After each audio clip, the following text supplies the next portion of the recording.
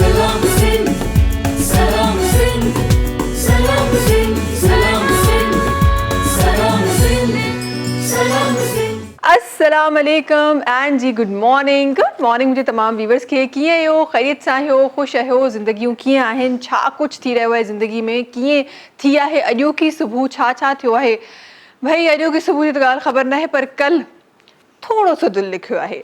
कराची यार मतिलबु एतिरो जल्दी हाराइजे वियो। ठीकु आहे, हमेशह इन ई ॻाल्हि ते मां बिलीव कंदी आहियां त जीत ऐं हार जेको आहे उहो कंहिं बि गेम जो हिसो आहे, पर एतिरी बुरी हार जो मतिलबु यकीन ई न अचे ही छा थियो कल कराची खे। पहिरियों जेको मैच हो जेको कराची जीतियो त ईअं लॻो पियो त शायदि कुझु आसरो आहे PSL में कि हिन दफ़े कराची किंग्स जो जीतण जो, पर कल्ह के मैच खां पोइ को आसरो थोरो घणो आहे, पर चवंदा आहिनि त सफ़ाई तव्हां पंहिंजी जेका मायूसी आहे उहा चवंदा आहिनि त उनखे न इख़्तियार कजे। सो घटि में घटि हिकु इंसानु अगरि हारे बि थियो, जीअं ॿिया जेकी टीम्स आहिनि उहे मैचिस हारे बि रहियूं आहिनि त हिकु सुठे नंबर सां हारे रहियूं आहिनि। सो हिकु होप हींअर बि आहे, नंढड़ी आहे, थोरी आहे, पर हींअर बि का होप आहे त शायदि कराची सुठो परफॉर्म करे वञे। शायदि PSL जो जेको हिन दफ़े PSL जेको थी रहियो आहे उनजी जेका ट्रॉफी आहे शायदि असां कराची वारा खणी सघूं। मुश्किल ई आहे, पर जी उम्मीद जेका आहे उन ते दुनिया क़ाइमु आहे। असां कल्ह इहो ज़िक्र कयो पिए त असां कराची में जेके मैचिस थियनि था उन में माण्हू एतिरो घणो तादाद में वञी न रहिया आहिनि, माण्हू मैच ॾिसणु वञनि नथा। उनजो रीज़न बि मुंहिंजे ख़्याल में कुझु न कुझु किथे न किथे बैक ऑफ द माइंड असांजे इहो किथे न किथे हूंदो आहे त यार वेंदासीं, मायूस थी वापसि ईंदासीं, अगरि मायूसी इख़्तियार करणी आहे छो त घर में करे छॾियो। सो इहे नंढियूं नंढियूं शयूं आहिनि जंहिं ते हींअर बि टाइम आहे प्लेयर्स वटि, हींअर बि काफ़ी सारा मैचिस आहिनि। सो कल्ह त मुंहिंजे ख़्याल में सिर्फ़ु छठों जेको मैच आहे उहो थियो आहे, अञा पूरी सीरीज़ पई आहे, 34 मैचिस थियणा आहिनि ऐं उन में खोड़ सारा कराची जा बि इंशाअल्लाह मैच हूंदा। त हींअर बि टाइम आहे असांजे प्लेयर्स वटि त सुठो प्ले करे, सुठी प्रैक्टिस करे ऐं सुठी प्रैक्टिस करे ऐं सुठो परफॉर्म करे माण्हुनि जी दिलि वराए सां खटे सघनि था। ऐं हिकिड़ो मैच हारणु शायदि एतिरो ॾुखियो न लॻे हा, पर छो त एतिरी बुरी हार हुई जो लिटरली ॾुखियो एक्चुअली लॻे पियो। कुझु बॉल्स से हारे त रुगो फ़र्क़ु कोन पिया, पर यार 64 रन्स हिकु वॾो नंबर आहे। सेम तव्हां कंट्री में खेॾी रहिया आहियो, उन जे लाइ त हिकु वॾो नंबर आहे। ख़ैर जी, प्रोग्राम खे अॻियां वधायूं था दुआ सां गॾु त इंशाअल्लाह नेक्स्ट मैच जेको कराची जो थिए कराची जीते।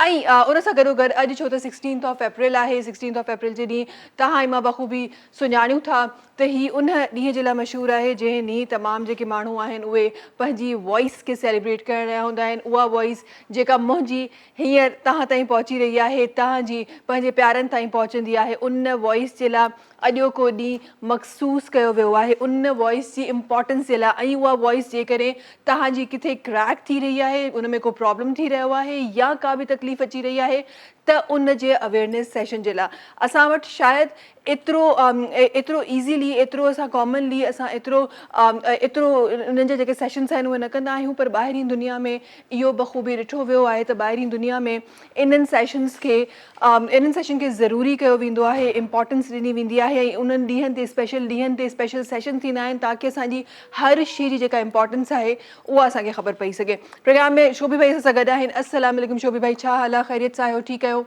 अस्सलाम वालेकुम मेरी बहन। और बस यही है कि मैच जो है वो आपने देखा, सबने देखा, हमने देखा, लेकिन फिर भी ये बातें मैं मोटिवेट करता हूँ लोगों को, अपने लोगों को कि हमको तुमसे प्यार है बिल्कुल। आज नहीं तो कल हम ज़रूर जीतेंगे। इसी का तो फ़ायदा उठा लिया है ना कराची की टीम ने शोभी भाई। और बीइंग अ मुस्लिम हमें उम्मीद पे, मतलब जिसे कहते हैं उम्मीद पे दुनिया कायम है। हाँ। तो मुझे तो यकीन है कि इंशाल्लाह हम सेमीफाइनल फाइनल खेलेंगे। इंशाल्लाह अल्लाह करे ऐसा ही हो, पिछली बार की तरह ना हो कि सेमीफाइनल तक भी ना पहुंचे हम। मैं भी ऐसा ना हो। दिल बहलाने के लिए गालिब ख्याल अच्छा है, ये भी है साथ साथ। हाँ, फिर तो हम ट्रॉफी भी जीत जाएंगे, फिर दिल बहलाना है तो पूरी बड़ी बात करते हैं ना, फिर तो हम ट्रॉफी भी जीत जाएंगे। हाँ, तो पॉजिटिव वाइब्स रखनी चाहिए। ये भी अल्लाह रब्बुल आलमीन भी फरमाते हैं आपका उससे मूड भी अच्छा रहता है, मिजाज भी अच्छा रहता है, तो अच्छा ही सोचना चाहिए। सही, बिल्कुल ऐसा ही है। अच्छा, इन सां गॾोगॾु गर्मी जो जेको सीज़न आहे उहो केतिरो जल्दी अॻियां वधी रही आहे। गर्मी केतिरो जल्दी, हाणे ईअं थो लॻे त हाणे कुझु ॾींहं पहिरीं त असां डिस्कस करे रहियासीं त कराची हिन वक़्तु बि अल्हम्दुलिल्लाह हींअर ताईं ब्लेस्ड आहे गर्मी जे हवाले सां असां कुझु ई ॾींहं पहिरीं असां डिस्कस करे रहियासीं त जेके रातूं आहिनि कराची जूं उहे जेके आहिनि उहे थधियूं आहिनि, रातुनि में एतिरी गर्मी फील न थींदी आहे पर ॾींहं में थोरो सो गरम आहे, ऐं जेतिरो गरम कोन्हे। पर जी नवाबशाह ऐं सिबी में हींअर टेम्परेचर 45 ताईं पहुची वियो आहे, 45 डिग्री। मां त सोचां पई सुभाणे कराची में बि ज़ाहिर गुज़िरियल सालनि में इहो थियो आहे, कराची में बि टेम्परेचर इलाही मथे वियो आहे। सो कराची में बि जॾहिं इहा गर्मी ईंदी त छा हाल हूंदो। हिन वक़्तु जेका महकमा मौसमियात आहे हुनजी जेका रिपोर्ट आहे त फ़िल वक़्तु अञा बि कराची में 33 खां 34 डिग्री ताईं ई टेम्परेचर हलण वारो आहे। एतिरो एक्सट्रीम टेम्परेचर अञा असांखे ईंदड़ ॾींहंनि में नज़र न पियो अचे। पर तव्हां मां बख़ूबी सुञाणूं था अॻियां मई अचिणो आहे, जून जुलाई अचिणो आहे, त उन में 40+ बि कराची में टेम्परेचर वेंदो आहे ऐं 50 खे किथे न किथे टच करे रहियो हूंदो आहे। सो दुआ कयो त हाणे जेका गर्मी बि अचे पई उनखे गर्मी खे त असां नथा रोके सघूं, बट येस गर्मी खां बचण जे लाइ जेके इक़दामात आहिनि उहे असां ज़रूरु करे सघूं था। ऐं उन करण जे लाइ ही वक़्तु आहे जंहिंमें असां आहिस्ता पंहिंजे पाण खे प्रिपेयर करे सघूं था ताकी ईंदड़ जेके एक्सट्रीम गर्मियूं अचनि उन्हनि में असांखे घणो नुक़सानु न थिए। हिन वक़्तु बि गर्मी जो कुझु जेके असर आहिनि उहे वधियल असांखे नज़र अची रहिया आहिनि, माण्हुनि में उहे डिफरेंसिस जेके आहिनि उहे नज़र अची रहिया आहिनि। न सिर्फ़ु माण्हुनि जी तबियतुनि में, नेचर्स में बि डिफरेंस जेको आहे उहो बि गर्मी में अची वेंदो आहे। माण्हू जेके आहिनि उहे घणा एक्सट्रीमिज़म जी तरफ़ हलिया वेंदा आहिनि। सो उहे शयूं बि थी रहियूं आहिनि। अच्छा जी, प्रोग्राम में खोड़ सारियूं शयूं बि इंशाल्लाह असांखे पंहिंजे प्रोग्राम में बि करणियूं आहिनि। खोड़ सारियूं ॻाल्हियूं आहिनि जेके तव्हांजे मुंहिंजे फ़ाइदे लाइ आहिनि। इंशाल्लाह उहे बि प्रोग्राम में शामिलु थींदियूं। पर उन्हनि सभिनीनि शयुनि खां पहिरीं शामिलु थींदो शोभी भाई जो आवाज़। छा शामिलु थी रहियो आहे शोभी भाई? बड़ी खूबसूरत सी धमाल सुबह हाँ, और वही वाली बात है, मैं कहता हूँ कि मॉर्निंग हो तो जिक्र हो मज़ा आता है। हाँ, सारी बातों के साथ साथ हमें हाँ, याद रखना चाहिए। हाँ, और ये तो वली औलियाओं का जिक्र है, उसको जितना हम करें कम है, जितना हम उनको शुक्र अदा करें कम हाँ। है। और उससे पहले सबसे पहले जब आपने शोभी भाई एकदम से एक्सप्रेशन दिया था मैंने कहा पता नहीं क्या हो गया, कीबोर्ड बंद हो गया, नहीं। क्या हुआ था ये? मैं वो सीक्वेंस सोच रहा था कि मुझे क्या लगाना है इसमें। हाँ, और अचानक ये वो वाला एग्जाम है जो टीचर बिना बताए देते, सरप्राइज एग्जाम, ये वो वाला एग्जाम है। जी शोभी भाई।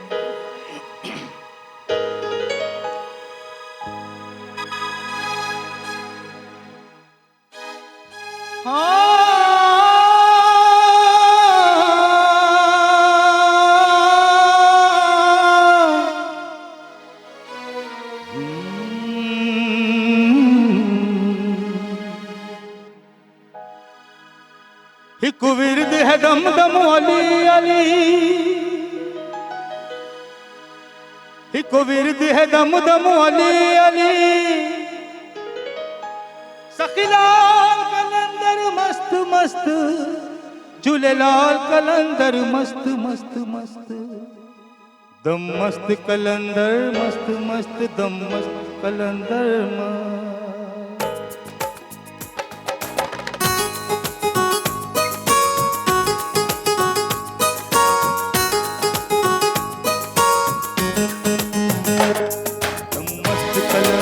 मस्त मस्त दम मस्त कलंदर मस्त, दम मस्त कलंदर मस्त मस्त, दम मस्त कलंदर।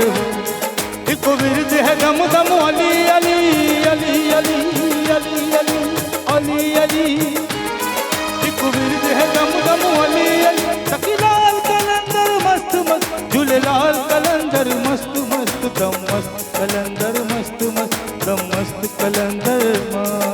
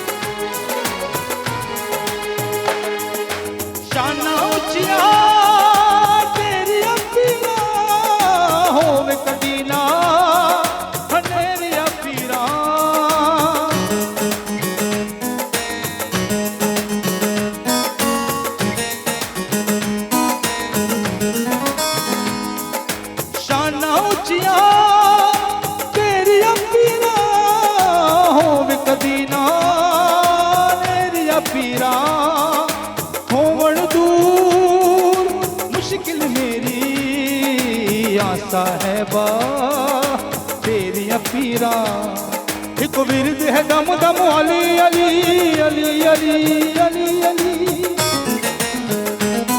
हिकु विरद है दम दम अली अली सखीलाल कलंदर मस्त मस्त झूलेलाल कलंदर मस्त मस्त मस्त मस्त मस्त दम मस्त कलंदर मस्त मस्त दम मस्त कलंदर मस्त दम मस्त कलंदर मस्त मस्त दम मस्त कलंदर मस्त अख जमलंगा जमलंगा सच मन जान के अख तो कर सारे अली अली कांदे मस्त मस्त मस्त मस्त दम मस्त कलंदर मस्त मस्त दम मस्त कलंदर मस्त दम मस्त कलंदर मस्त मस्त दम मस्त कलंदर मस्त दम मस्त कलंदर मस्त मस्त दम मस्त कलंदर मस्त वाह जी वाह, वाह जी वाह, वाह जी वाह, क्या ही बात है, क्या ही बात है। और अल्हम्दुलिल्लाह अल्हम्दुलिल्लाह बड़ी खूबसूरत तरीके सां प्रोग्राम जो अल्हम्दुलिल्लाह शुरुआत थी वई आहे। हर रात एॾी ख़ूबसूरत न थी पर जी प्रोग्राम जेका शुरुआत आहे उहा ख़ूबसूरत थी वई आहे। सो ख़ूबसूरत उमेदनि सां गॾु ख़ूबसूरत ॻाल्हियुनि सां गॾु प्रोग्राम खे ईअं जारी रखूं था। वक़्तु आहे ब्रेक जो, तव्हां सां मुलाक़ात कयूं था हिन नंढी कमर्शियल ब्रेक खां पोइ। सलाम सिंध सलाम सिंध सलाम सिंध सलाम सिंध सलाम सिंध सलाम सिंध जी वेलकम बैक। महिमान असां सां गॾु आहिनि, महिमान जी तरफ़ वञूं था, उन्हनि जो तारुफ़ प्रोग्राम में रखूं था। हिन तरफ़ असां गॾु सभिनी खां पहिरीं जेका पर्सनैलिटी तशरीफ़ फरमा आहे, पाण बाय प्रोफेशन हिकु आई सर्जन आहिनि पर गॾोगॾु शाइरी बि कंदा आहिनि। अदब सां बि जनाब जो ताल्लुक़ु आहे, थोरो घणो पॉलिटिक्स सां बि ताल्लुक़ु आहे। माइनॉरिटीज़ जा इलाही सारा कम आहिनि जेके कया आहिनि फेडरल गवर्नमेंट सां गॾु। माइनॉरिटीज़ जे लाइ बि खोड़ कुझु करे चुका आहिनि। गॾोगॾु हिकु मैगज़ीन आहे जंहिंजा पाण एडिटर बि आहिनि, डॉक्टर जयपाल छाबड़ा साहब आहिनि जेके असां गॾु तशरीफ़ फरमा आहिनि। अस्सलाम वालेकुम। एक्टिंग भी कई मूं पीटीवी ते गुलाब चांडीअ सां गॾु ड्रामे में रोल भी कयो। मां इहो ई डॉक्टर साहब तव्हांजे मां पंहिंजे नाज़रीन जे साम्हूं बि अचणु चाहियां थी। डॉक्टर साहब जॾहिं मां आया मां चयो तव्हां त सिर्फ़ु आई सर्जन लिखंदा आहियो, कमु था तव्हां खोड़ कुझु कयो आहे। ऐं 80 वारे ज़माने में उन खां बि पहिरियां छोकिरी जो रोल, उन छोकिरियूं असां ॻोठ में ड्रामनि में न हूंदियूं हुयूं, त छोकिरी जो रोल बि असांखे इहो बि हा त वार पाइणु विग ऐं जेको खोपा हूंदा जेके बेल खे हू त डॉक्टर ब्रिस्ट ठाहिणु मर्द जा, माने इहो दौर बि असां। ये कहिड़ा डायरेक्टर हुआ ये उन टाइम में? उन ज़माने में पंहिंजे ॻोठ में जेके मंडलियूं हूंदियूं हुयूं न त पोइ कम्युनिटी ड्रामा थींदा हुया। ओके। त उन ज़माने में माना हीअ आहे 78 में मां मैट्रिक पास कई, उन ज़माने खां उन ज़माने में ठीकु आहे। बाक़ी पीटीवी ते त मूं परवेज़ मुशर्रफ जे ज़माने में पीटीवी ते गुलाब चांडे सां गॾु, गुलाब चांडी साहब सां गॾु। ठीकु आहे। बादल जमाली प्रोड्यूसर हो, मुंहिंजी क्लिनिक जे साम्हूं रहंदो हो। हिकु ॾींहुं मूंखां पुछाई त तव्हां रोल कंदव? मां चयो वाई नॉट। ईअं थी वियो। ज़बरदस्त ज़बरदस्त। अच्छा ये उहे एक्सपीरियंसिस हूंदा आहिनि जेके ज़िंदगी में हमेशह तव्हांखे यादि रहिजी वेंदा आहिनि। हिकु प्रोफेशन त तव्हां सां गॾु हलंदो ई आहे, रिस्पॉन्सिबिलिटी तव्हां सां गॾु हलंदी आहे, पर हुन सां गॾोगॾु इहे नंढा नंढा उहे शयूं हूंदियूं आहिनि जेके तव्हांजी ज़िंदगी में एक्चुअली वधीक ख़ूबसूरती भरंदियूं आहिनि। अच्छा हिकु अहिड़ा ई ॿिया गेस्ट सां गॾु तशरीफ़ फरमा आहिनि जिन जी बि ज़िंदगी जेका आहे उहे कमनि कार्यनि सां भरियल आहे माशाल्लाह। हर जॻह ते डिज़ास्टर मैनेजमेंट ते स्पेशली खोड़ सारो हुननि जो कमु आहे। न सिर्फ़ु पाकिस्तान खां ॿाहिरि बि खोड़ सारो कमु करे चुका आहिनि। पाण कराची जे हिकु हॉस्पिटल सां ताल्लुक़ु रखनि था, उतां जा senior manager emergency medicine department आहिनि। गॾोगॾु पाण कोऑर्डिनेटर आहिनि पाकिस्तान UAE मेडिकल मिशन जा, सां गॾु तशरीफ़ रखनि था डॉक्टर मुमताज़ अली बलोच साहब जेके तशरीफ़ रखनि था। अस्सलाम वालेकुम। जनाब जी वेलफेयर ऑर्गेनाइजेशन भी आहे जेका हली रही आहे, कीअं हो? ख़ैरियत सां? अल्हम्दुलिल्लाह, थैंक यू वेरी मच। तबियत ठीकु आहे? ज़िंदगी कीअं आहे डॉक्टर साहब? ज़िंदगी फर्स्ट क्लास थी हले, बिज़ी थी हले माशाल्लाह माशाल्लाह। हाणे रिसेंटली जी अवां ख़बर हूंदी त थाईलैंड ऐं म्यांमार में अर्थक्वेक आयो त असां उहा हिकिड़ी कैंपेन बि करे रिसेंटली हाणे आया आहियूं। माशाल्लाह माशाल्लाह। ईअं ई कमकार अलासी तव्हांजो ईअं ई हलंदो रहे ताकी माण्हुनि जी ईअं ई मदद थींदी रहे। हिन तरफ़ असां गॾु हिकु ॿिया महिमाननि जेके तशरीफ़ फरमा आहिनि, पाण जो ताल्लुक़ु गायकी सां आहे। पाण जी आवाज़ तव्हां ज़रूरु खोड़ सारनि प्लेटफॉर्म्स ते ॿुधी हूंदी। अॼु असां सां गॾु आहिनि असांजे शो में तशरीफ़ फरमा आहिनि असां गॾु अलाह बचाया न्याज़ी साहब जेके तशरीफ़ फरमा आहिनि, ज़बरदस्त सिंगर असांजा। अस्सलाम वालेकुम। कीअं हो? ख़ैरियत सां हो? ठीकु आहियो? अल्लाह जो शुक्र। तबियत ठीकु आहे? सभु ख़ैर। ज़िंदगी कीअं आहे न सभु? हाणे बसि ज़िंदगी सही हले थी। सही हले थी। बस जेका मौला जा करम थींदो। माशाल्लाह माशाल्लाह माशाल्लाह। अच्छा हूअं बि चवंदा आहिनि त तव्हां जॾहिं शुक्र कंदा आहियो तव्हांखे ज़िंदगी कहिड़ी बि हुजे पर उहा ख़ूबसूरत लॻी रही हूंदी आहे, इहा वाक़ई हिकु हक़ीक़त ॻाल्हि आहे। पोइ जेके मसइला आहिनि उहे बि तव्हांखे ईअं लॻंदो आहे त ठीकु आहे, हिकु हिसो आहे, थोरी देरि जे लाइ आहे, उन खां पोइ अॻियां जेको आहे न राति खां पोइ हिकु ॾींहुं आहे जेको अचिणो आहे। सो हर वक़्तु जॾहिं बि मसइलनि में हुजो, असां त उहे माण्हू आहियूं जेके नंढनि नंढनि मसइलनि ते परेशान थी वेंदा आहियूं। गर्मी थोरी वधणु शुरू थी आहे ऐं असांजूं परेशानियूं जेके आहिनि उहे शुरू थी वेंदियूं, जी AC हितां कमु न पियो करे त ईअं कमु न पियो करे। ख़ैर जी डॉक्टर साहब, तव्हां खां सभिनी खां पहिरीं तव्हां सां कचहरी स्टार्ट कंदासीं ऐं कुझु ॻाल्हियूं जेके मां शामिलु करणु चाहियां थी, बिकॉज़ ही शायदि इलाही बेसिक ॻाल्हियूं आहिनि, पर मां कोशिशि कंदी आहियां त पंहिंजे हर प्रोग्राम में अहिड़ियूं ॻाल्हियूं ज़रूरु रखां। जॾहिं मूंखे मौक़ो मिले कंहिं बि स्पेशलिस्ट सां मिलण जो त ज़रूरु अहिड़ियूं ॻाल्हियूं मां पंहिंजे प्रोग्राम में रखंदी आहियां ताकी माण्हुनि खे असां अवेयर करे सघूं। स्पेसिफिकली आइज़ जे लाइ मां ज़रूरु चाहींदमि त आइज़ जे लाइ हिन वक़्तु जेको ही सीज़न हली रहियो आहे, ही जेका धूल मिटी असांखे नज़र अची रही आहे, आइज़ जूं उहे कहिड़ियूं शयूं आहिनि जेके अवेयरनेस जे लाइ असां पंहिंजे नाज़रीन खे अवेयर करे सघूं थियूं, उहे कहिड़ा पॉइंट्स आहिनि जेके असां ॿुधाए सघूं था? अच्छा, हिकिड़ो त गर्मी जी मौसम में ॿारनि में स्पेशली स्प्रिंग केटॉर एलर्जी थींदी आहे न, उहो गर्मी में थिए थी ॿारनि खे। ऐं ड्राई आइज़ बि ज़्यादा थियनि थियूं छो जो एवापोरेशन थिए थी, अखियुनि जे आंसू वग़ैरह। ऐं डायबिटिक तमामु घणा माण्हू आहिनि, उन्हनि खे बि ड्राइनेस थींदी आहे जो फ्रीक्वेंटली उहो यूरिन पास कंदा आहिनि। अच्छा, बाक़ी तव्हांजे प्रोग्राम जे हवाले सां आउं चाहींदुसि त असांजे माण्हुनि खे इहा नॉलेज हुजे त हिकु त ग़लति दवाऊं कतरा न विझनि, पंहिंजी मर्ज़ी सां इस्तेमालु न करनि, उन में तमामु घणियूं कॉम्प्लिकेशंस थियनि थियूं। ऐं मूं ॾिठियूं आहिनि ज़िंदगी में त हिकिड़ो मूं वटि पठाण पेशेंट आयो जो अक जो वणु जंहिंखे टोड़ियूं था उहो खीरु उन में विझी आयो अखि में, त मूं चयो छो विधो, त कंहिं मशहूरो ॾिनो। त हिकु त इहो न करणु खपे। ॿियो जेके सभिनी माण्हुनि खे इहा ख़बर हुजणु खपे त जेतिरा बि डायबिटिक पेशेंट आहिनि उन्हनि खे साल में हिकिड़ो दफ़ो पंहिंजो अखियुनि जो पर्दो ज़रूरु चेक कराइनि, डॉक्टर खे रिक्वेस्ट कनि त उहो पर्दो उन्हनि जो चेक करे। ये डायबिटिक पेशेंट ठीकु आहे, हर डायबिटिक। सही। अच्छा, नॉर्मल खे साल में कराइणु खपे, पर डायबिटिक खे त मस्ट आहे साल में। उहो इन जे करे त अमेरिका जहिड़े मुल्क में 2000 माण्हू ब्लाइंड थी वेंदा आहिनि हर महीने डायबिटीज़ जी वजह। असांजे मुल्क में माना 100 पेशेंट त पक्का आहिनि जेके रोज़ पर डे ब्लाइंड थींदा। हाणे बि रिसेंटली मां 2 ॾींहं अॻु में हिकिड़ी पेशेंट खे ॿिन्ही अखियुनि में खून अची वियो आहे, लेडी खे उनखे इंजेक्शन लॻायो आहे। हूअं त इहो वॾनि हॉस्पिटलनि में आहे जेके आहिनि जीअं उन्हनि में त माना सम्झो त पर डे 10-15-20 माण्हुनि खे इंजेक्शन लॻे थी। त हाणे हिकिड़ो त डायबिटीज़ वारनि खे पंहिंजो साल में चेकअप मस्ट आहे, ठीकु आहे, कुझु बि न हुजे, कंट्रोल बि हुजे तॾहिं बि। हिकिड़ो हाइपरटेंसिव खे कराइणु खपे। हाणे मुंहिंजो रिसेंटली हिकिड़ो पीडियाटिशियन दोस्त आहे, उन खे हाई BP जे करे मैकुलर एडीमा माना नज़र हुनजी बिल्कुलु वेझी वई आहे।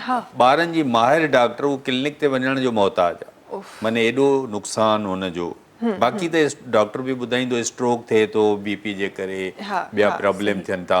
अच्छा, अखियुनि में इहो आहे त जंहिं बि माण्हू खे ख़ानदान में माउ पीउ खे कारो पाणी चवनि था, गिलाकोमा, त उनजी औलाद खे बि 40 सालनि खां पोइ डॉक्टर खे 2-3 सालनि में ज़रूरु चेक कराइणु खपे त उनखे बि जीअं असांखे माउ पीउ खां शक्ल मिलंदी आहे त बीमारियूं बि मिलंदियूं आहिनि। त माउ पीउ खां दिलि जी बीमारी मिलंदी, माउ पीउ खां डायबिटीज़ मिलंदी, सभु।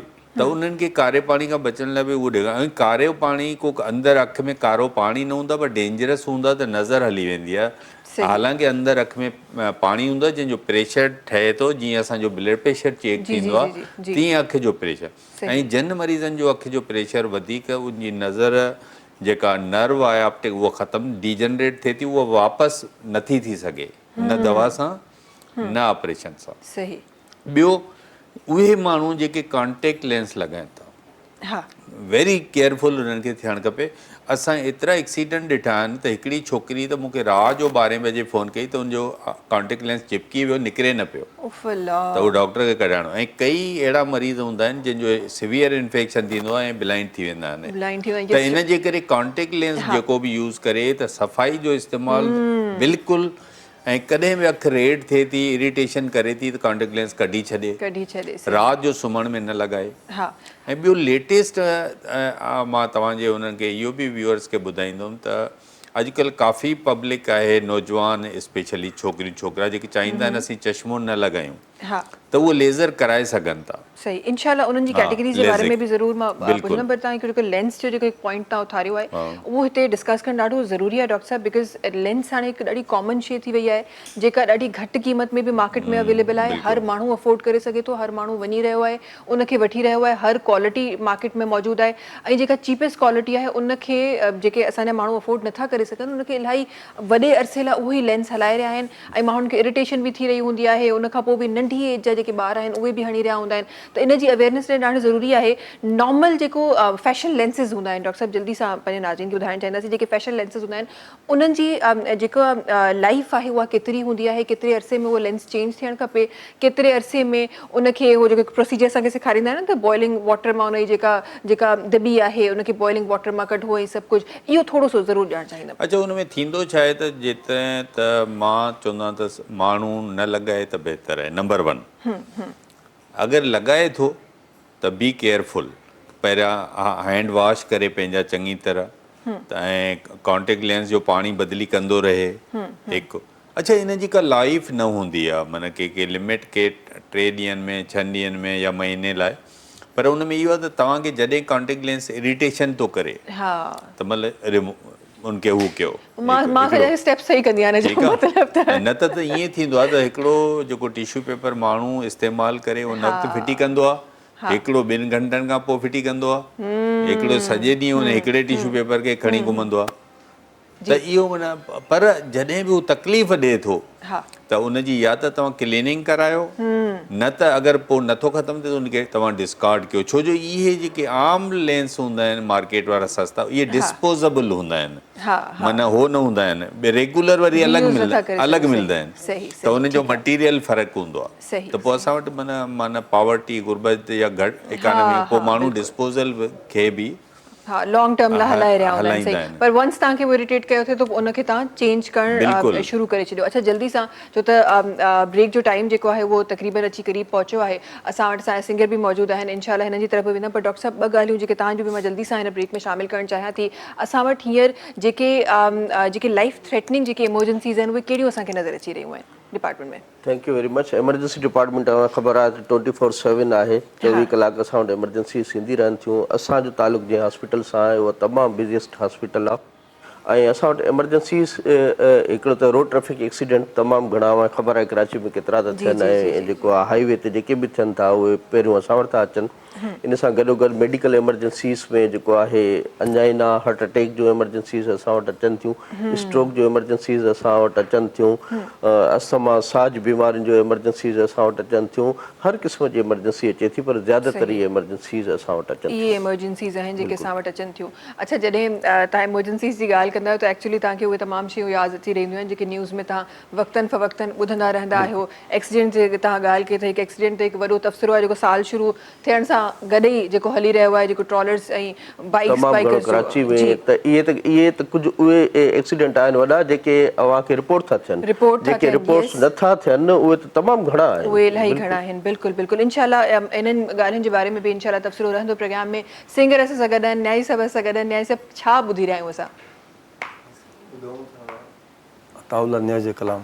ज़बरदस्त, अताउल्लाह न्याज़ी साहब, उन्हनि जे करे न्याज़ी खे ॻाए रहिया आहिनि। माइक आहे तव्हां वटि? कमीज़ तेरी काली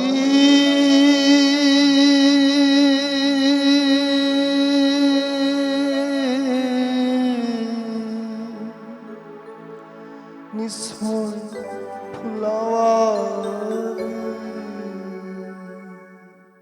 ओ भावे वसे तू वाला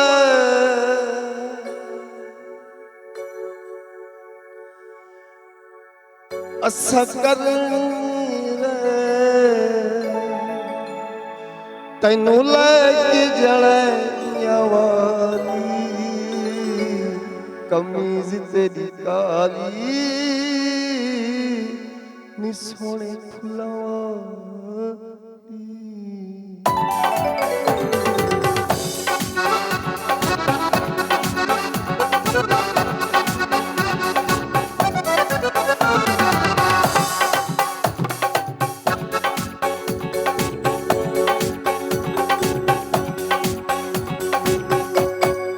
तू पहला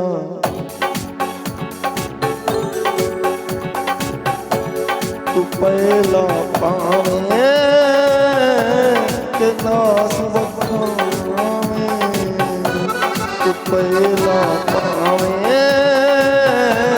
के नास वखावे ओ रब करे शला में कदी आ जाई सखे रब करे शला में कदी आ जाई सखे सनू पैर ते जुल्फन कमीज तेरी काली इसको फुलावाली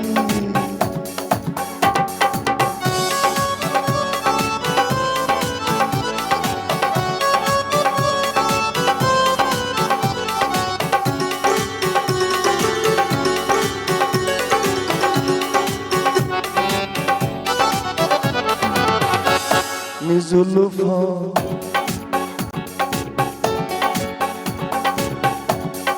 जुल्फों छले निकाले काले छले जुल्फों छले निकाले काले छले जुल्फों छले निकाले काले छले ओ तैनू जिन्ना भी मैं तक्का नहीं हो रज दिया अखा तैनू जिन्ना भी मैं तक्का नहीं हो रज दिया अखा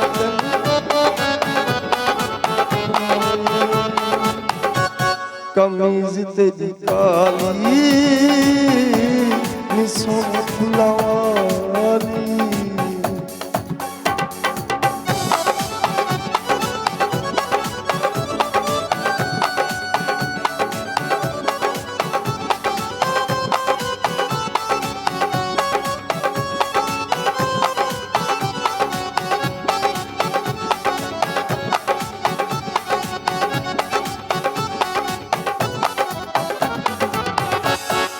लाल परांदा नी बहुत भांदा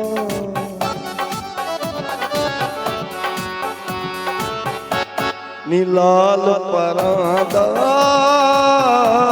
नी बहुत भांदा ओ तैनू जिन्ना भी मैं तक्का नहीं हो रज दिया अखा तैनू जिन्ना भी मैं तक्का नहीं हो रज दिया अखा तैनू तकिया कलेज कमीज तेरी काली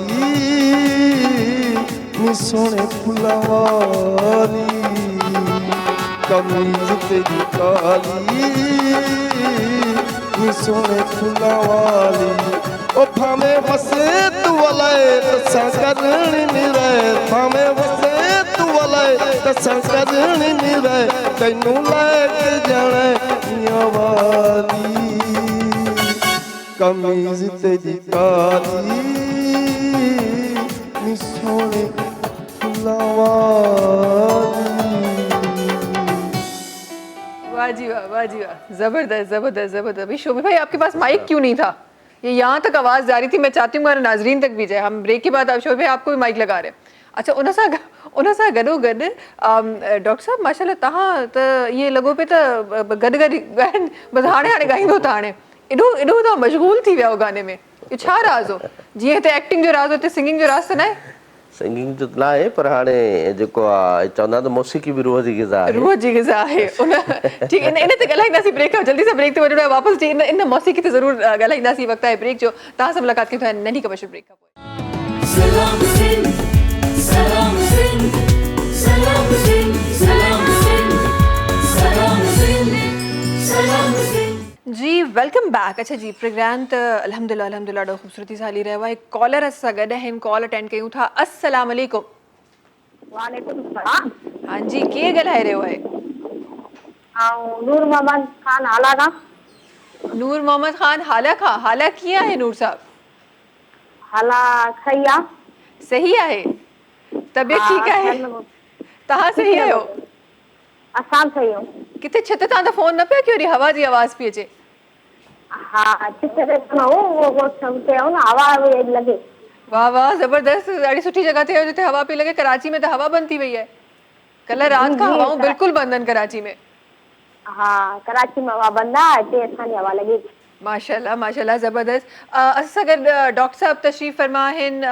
तव्हां को सवाल पुछणु चाहियो था डॉक्टर्स खां? जी जी मां चयो डॉक्टर्स असां सां गॾु आहिनि, को सवाल पुछणु चाहियो था? न मूंखे प्रोग्राम में अचिणो हो। प्रोग्राम में अचिणो? हा प्रोग्राम अचो तव्हां बिस्मिल्लाह, सां अचो गॾु कॾहिं था अचो? शामिल थियणो आहे तव्हां सां गॾु प्रोग्राम। प्रोग्राम में शामिल, तव्हां शामिल थी चुका है प्रोग्राम में? जी जी नूर मोहम्मद साहब, वॾी महिरबानी कॉल करण जी। प्रोग्राम ॾिसंदा रहो, ईअं ई असांखे कॉल्स कंदा रहो। अच्छा जी डॉक्टर साहब, तव्हांजी तरफ़ अचणु चाहींदमि ऐं कुझु ॻाल्हियूं जेके आहिनि उहे असां करे रहिया आहियूं ऐं उन्हनि ॻाल्हियुनि खे मां अॻियां वधाइणु चाहियां थी। हिकु जेका ॻाल्हि तव्हां स्टार्ट कई हुई ऐं उहा अधु में रहिजी वई, थोरो सो उनखे बि मां कंटिन्यू करणु चाहियां थी। त असां वटि उहे माण्हू जेके ग्लासिस खां बेसिकली भॼंदा आहिनि, असां वटि हिकु इहो बि मसइलो आहे न, त असां कंहिंखे छो ॿुधायूं त सही नज़र ख़राबु आहे, हिकु इहो बि मसइलो आहे।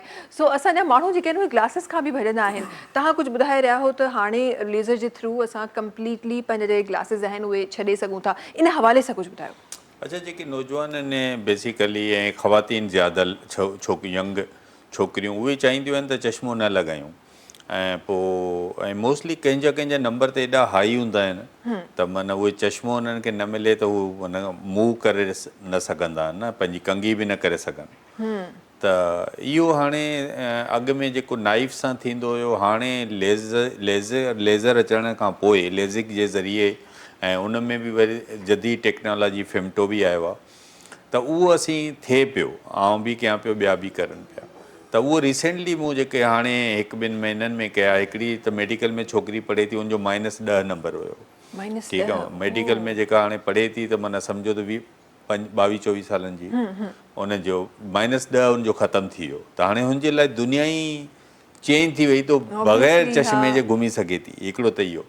ॿियो मूं 2-3 हाणे रिसेंटली कया, हिकिड़ी हिंदू छोकिरी हुई, उनजो 7 नंबर हुयो, ऐं ॿियो हिकिड़ो वकील हुयो, उनजो बि 7 नंबर हुयो। त ही केर बि पंहिंजो लेज़िक कराए सघे थो। अच्छा डॉक्टर साहब, जॾहिं बि तव्हां लेज़र जी ॻाल्हि कंदा आहियो या कंहिं बि ऑपरेशन जी ॻाल्हि कंदा आहियो, हूअं बि आइस त असां हूअं ई सोचे ई थोरो सो हिकु सेंसिटिविटी ज़हन में अचे थी, बट कंहिं बि तव्हां ऑर्गन जो जॾहिं ऑपरेट कंदा आहियो त उनजो ख़्यालु तव्हांखे रखिणो पवंदो आहे, ऐं ज़ाहिर नॉर्मल रूटीन खां तव्हांजी रूटीन चेंज हूंदी आहे, त पोइ लेज़र कराइण खां पोइ छा उनजी बि केयर अलॻि हूंदी आहे? अच्छा, इंतिहाई हाणे त जदीद जेको मशीनूं सिस्टम अची वियो आहे, त मूं जंहिं वकील जो कयो त उहो 2nd डे ते कोर्ट हलियो वियो हुयो। ओके, 2nd डे ते ई मूंखे ॾेखारणु अचिणो हुउसि, मूं चयो तूं आएं छो न मॉर्निंग में, मूंखे चेकअप कराइणो, चए मैं तो कोर्ट गया था। तो वहाँ से शाम जो जॾहिं वापसि थियो 5-6 बजे, माना नेक्स्ट डे ते हलियो वियो। त उन में एतिरी हाणे रेस्ट जी ज़रूरत न आहे। बाक़ी थोरो घणो एहतियात हूंदो आहे, त उहे जंहिंखे लेज़िक कराईंदो त उहो कॉन्टेक्ट लेंस यूज़ न करे, ऐं कुझु ॾींहंनि जे लाइ पाणी न लॻाए, बाक़ी सुरमे काजल खां हुनखे रोकबो आहे। त इहे शयूं हुनजे लाइ हूंदियूं आहिनि। बाक़ी कोई अहिड़ियूं ख़ासि न आहिनि। मोबाइल यूज़ करे सघे थो, 2nd डे ते टीवी ॾिसी सघे थो, सभु कम करे सघे थो। ऐं मां इन लेज़िक सां गॾु कुझु माण्हुनि खे जेके कॉमन शयूं आहिनि जेके सम्झ हुजणु खपे, त असांजे हर ॿार जी नज़र 5 सालनि में जॾहिं स्कूल में दाख़िल थिए थो त उनजी चेक थियणु खपे 100% सभिनी ॿारनि जी। ऐं उन खां सवाइ जंहिं ॿार में अगरि को बेंगोपन स्क्विन नज़र थो अचे, टेढ़ी अखि या को फॉल्ट, उनखे त फ़ौरन चेक कराइजे। अच्छा, जेको 5 सालनि वारो आउं चवां थो, उहो इन करे चेक करायूं त 9-10 सालनि ताईं असांजी अखियुनि जी डेवलपमेंट थींदी आहे। अगरि उहो नथो चेकअप कराए ऐं उनजो नंबर पोइ हिते रहिजी थो वञे, हिकिड़ी अखि हुनजी, कॾहिं ईअं थींदो आहे ॿारनि में, जीअं हाणे हिकु अखि जो नंबर अलॻि आहे, हिक जो अलॻि आहे, त पोइ हिकिड़ी अखि हुनजी कमु करे थी, ॿी नथी करे, त उहो लेज़ी आहे, थी वेंदी फॉर लाइफ। माना उन खां पोइ हुनजो माना उहा बहितर न थींदी। त इन जे करे ॿारनि जो चेकअप ज़रूरी आहे। सही। ॿियो कैटरेक्ट जेको मोतियो, दुनिया में घणे में घणा ऑपरेशन वर्ल्ड में जेके थींदा आहिनि मोतीअ जा थींदा आहिनि, छो जो 60 सालनि खां पोइ सभिनी खे, कंहिंखे 62 में, 65 में, 70 में कैटरेक्ट थींदो। अच्छा, कैटरेक्ट हाणे छा आहे त सभिनी असांजे अखियुनि जे अंदरि लेंस, तव्हांजो मुंहिंजो लेंस आहे, उहो पहिरियां ट्रांसपेरेंट आहे, पोइ एज जे करे उहो ओपेक थिए थो, गैर शफ़ाफ़, त असांजी नज़र घटिजी थी वञे। पुराणे ज़माने में इहो थींदो हुयो त मोतियो सफ़ाफ़ अची वञे तॾहिं माण्हू ऑपरेशन कराईंदा। छो जो उन वक़्तु छा हूंदो त जेको तरीक़ो जेको हूंदो उहो माना एडवांस न हुयो। त उन सॼो मोतियो लेंस कढणो पवंदो हुयो न, पोइ उनखे चवंदा हुआ भले बची वञे। हाणे उहो न आहे, हाणे माने immature cataract is a best surgery, phaco surgery थिए थी। हिकिड़ो त इहो लेंस उनखे लॻे थो त जेके इन एज जा आहिनि 60 साल वारा ऐं मोतियो कराईंदा, अगरि उनखे 5-7 नंबर जो जेको चश्मो आहे उहो बि ख़तमु थी वेंदो ऑटोमेटिक, छो त उहो लेंस असां अखि में जेको विझंदासीं त उहो हुन नंबर खे हटाए छॾंदो, त हू बग़ैर चश्मे जे। त जंहिं बि माण्हू खे को डॉक्टर ॿुधाए थो तोखे कैटरेक्ट आहे त हू बग़ैर ख़ौफ़ जे, कंहिं ज़माने में हुयो जॾहिं आउं मेडिकल में हुयुसि, मूंखे जॾहिं एतिरी नॉलेज न हुई, त मुंहिंजे बाबा जो जॾहिं ऑपरेशन थियो त आउं सॼी राति जाॻियो हुउसि उन सां गॾु, त बाबा सर न हिलाए, अखि न ख़राबु थिएसि। ऐं हाणे त ईअं थींदो आहे त असीं ऑपरेशन कंदा आहियूं, मरीज़ घुमंदो घर वेंदो आहे, घुमी वञे, बाइक ते वञे, रिक्शा में वञे। ऐं अॼु उन ज़माने में 2 असां इंजेक्शन लॻाईंदा हुआसीं, हिकिड़ी हिते ऐं हिकिड़ी कन साइड ते अखि खे सुन करण लाइ। हाणे वारे दौर में माना इंजेक्शन लॻायूं ई कोन था, नो इंजेक्शन, माना ड्रॉप्स विझो, पोइ उन खां पोइ तव्हांजी फेको सर्जरी कयो, 5 मिंटनि खां पोइ मरीज़ बग़ैर चश्मे जे घुमंदो घर हलियो वञे। त जंहिं बि माण्हू खे आहे त उहो जदीद पंहिंजो डिॼे न, ख़ौफ़ज़दा न थिए ऐं फौरन उहो पंहिंजी अखियुनि जो मतिलबु ख़्यालु रखे। ऐं ॿियो हिकिड़ो ॿुधाए छॾियां, हिकिड़ो माण्हुनि में ख़ौफ़ हूंदो आहे, या असां वटि जॾहिं ॿारनि खे को वठी ईंदो आहे, पोइ उनजो चश्मे जो नंबर ईंदो आहे, त पोइ असांजे साम्हूं ॿार खे डांटींदा आहिनि, डॉक्टर साहब इसको समझाओ, ये मोबाइल इस्तेमालु करता है, ये कंप्यूटर करे थो। त माण्हुनि खे इहा ख़बर हुजणु खपे त जेको असांखे चश्मो लॻंदो आहे उहो मोबाइल या कंप्यूटर जे करे न लॻंदो आहे, या ज़्यादा पढ़ण जे करे। वाकई ये त असां घरनि में त नॉर्मली असां इन ई ॻाल्हि ते ॿारनि खे हाणे लॻंदो छो आहे, इहा माण्हुनि खे ख़बर हुजणु खपे। त पाण फिज़िक्स में हिकिड़ो पढ़ियो हुयो, रिफ्लेक्शन ऐं रिफ्लेक्शन। जीअं असां लाइट टॉर्च जी आउं लाइट हणंदुसि त हीअ जेको ओपेक आहे त हिन मां उहो रिफ्लेक्ट थींदी, ऐं जॾहिं शीशे ट्रांसपेरेंट ते लॻाईंदुसि त उहो रिफ्लेक्ट थींदी, माना शीशे मां पास थी वेंदी पर रिफ्लेक्ट थींदी। त असांजी अखि ट्रांसपेरेंट आहे, त जेको इमेज ठहे थो, पोइ असांजे आई बाइल में जेके हिसा आहिनि, कार्निया हुजे, ये कारी पुतली, उन जे पोयां अंदरि लेंस हुजे, त इन आई बाल में जेका अगरि मिलीमीटर्स में चेंज थी अचे त जेको असांजो इमेज ठहे थो अंदरि, उहो पोइ जॾहिं आई बाल अगरि वॾो थी वियो थोरो, माना साइज़, त उहो इमेज पहिरियां ठहंदो, अगरि नंढो थी वियो त उहो पोइ हिते ठहंदो, त उहो प्रॉपर न ठहण जे करे असांखे ब्लरिंग थींदी आहे। त उन खे करेक्ट करण लाइ जेके शीशा हूंदा आहिनि, कॉन्वेक्स ऐं कांके, हिकिड़ा मायोपिक हूंदा आहिनि, हिकिड़ा हाइपर, मतिलबु हिकिड़ा परे ॾिसण वारा हूंदा आहिनि जिन खे परे सही नज़र ईंदो आहे, वेझो न ईंदो आहे, हिकिड़ा हूंदा आहिनि जिन खे वेझो सही ईंदो आहे, परे न ईंदो आहे, पोइ उनखे उहे शीशा विझिबा आहिनि।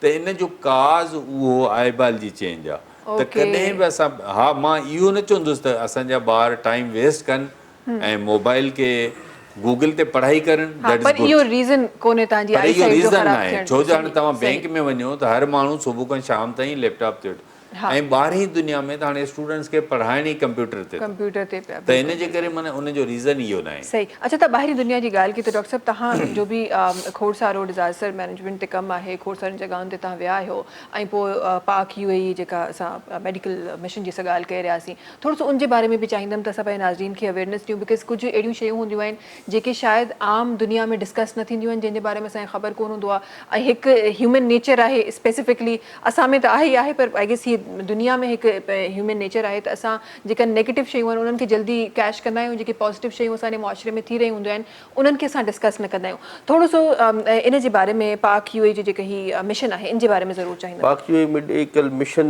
ऐं UAE रेड क्रिसेंट ऐं ज़ायद गिविंग इनिशिएटिव इंटरनेशनल ऑर्गेनाइज़ेशन सां मुंहिंजो तालुक़ु तक़रीबन 2008-9 खां रहियो आहे। पाकिस्तान में जॾहिं फ्लड आयो 2009 में, ते गॾिजी करे इंटरनेशनल ऑर्गेनाइज़ेशन सां असां सिंध ऐं बलूचिस्तान में कमु कयोसीं। उन खां पोइ मां उन्हनि सां गॾु इंटरनेशनली जिथे बि डिज़ास्टर ईंदो आहे त उते वञी करे फील्ड हॉस्पिटल क़ाइमु कंदा आहियूं। जेका 2010 में इंडोनेशिया में वॉल्केनो इरप्शन थी त उतां स्टार्ट कयोसीं असां, उते वञी करे फील्ड हॉस्पिटल लॻाए ऐं माण्हुनि खे रेस्क्यू कयोसीं।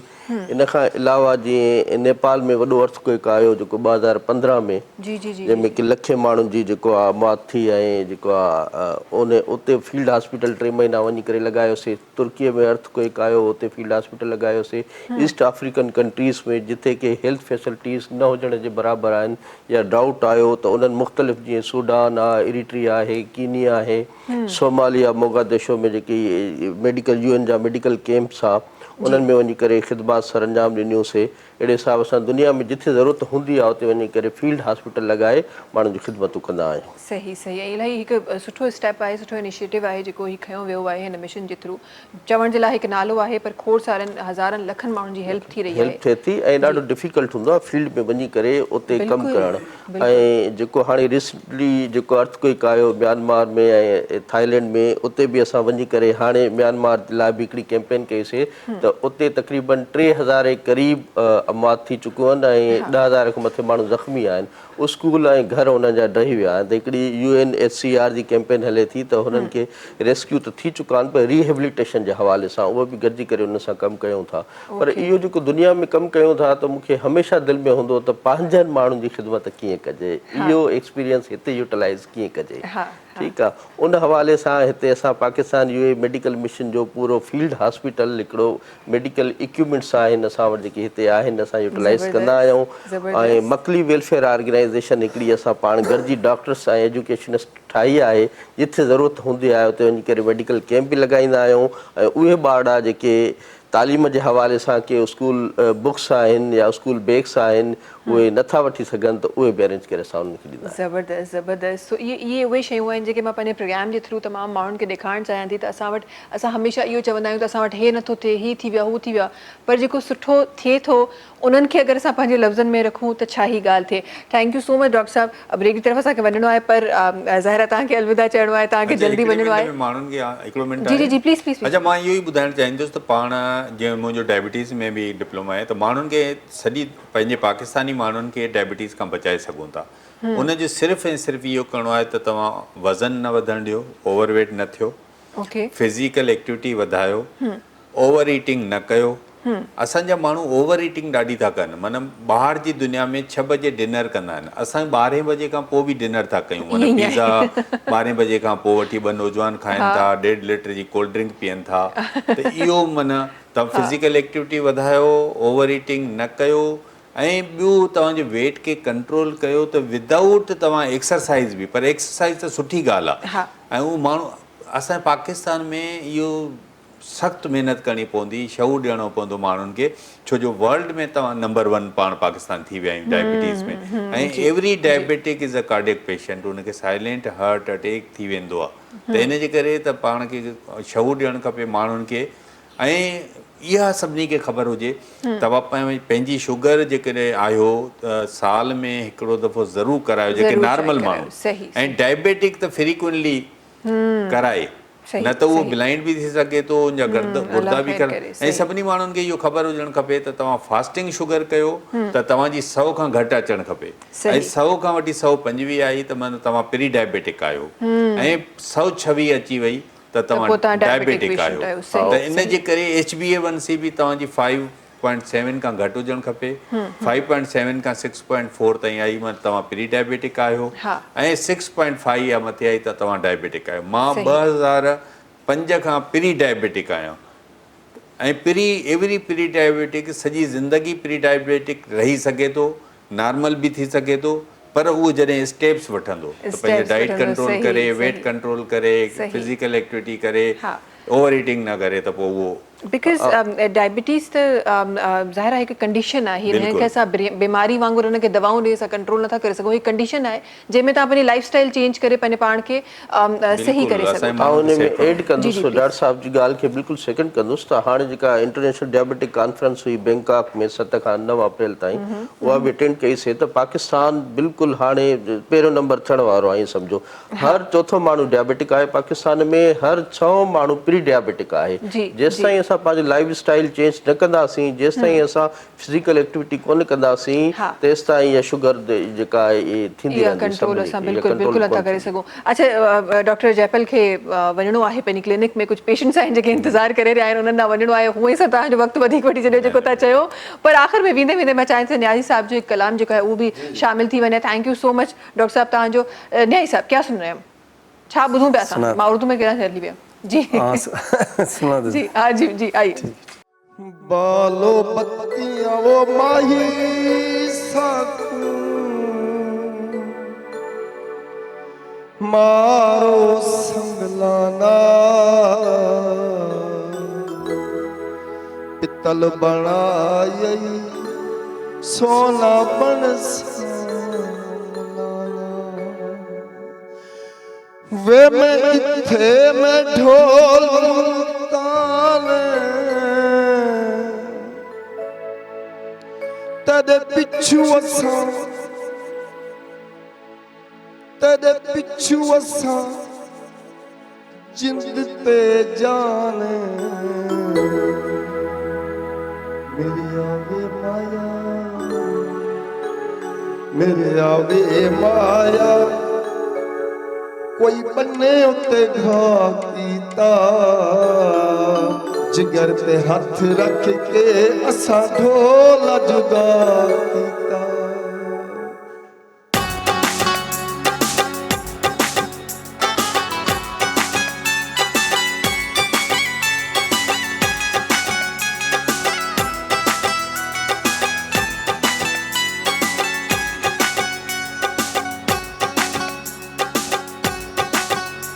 मैं इत्थे मैं ढोलिया वाली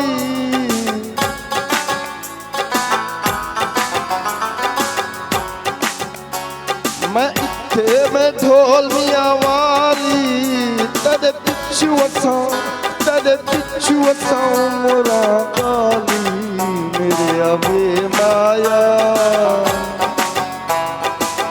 मेरे आवे माया कोई विकण में लोकाया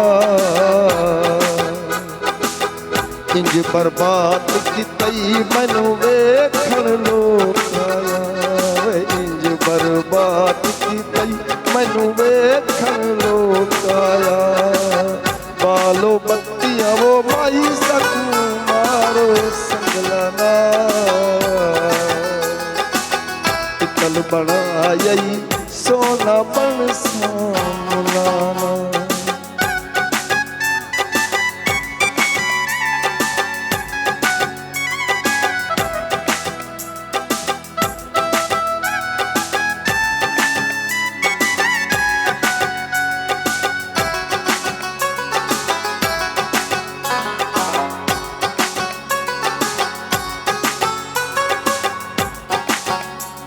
मैं इत्थे ते ढोल कराची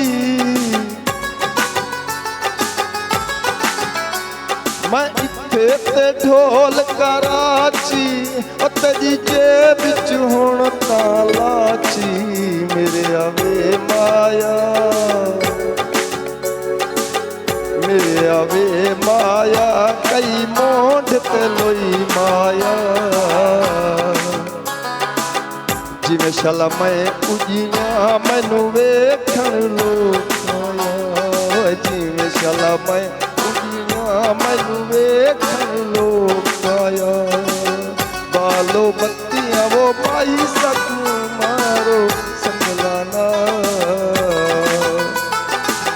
पितल बनाई सोना बन सामलाना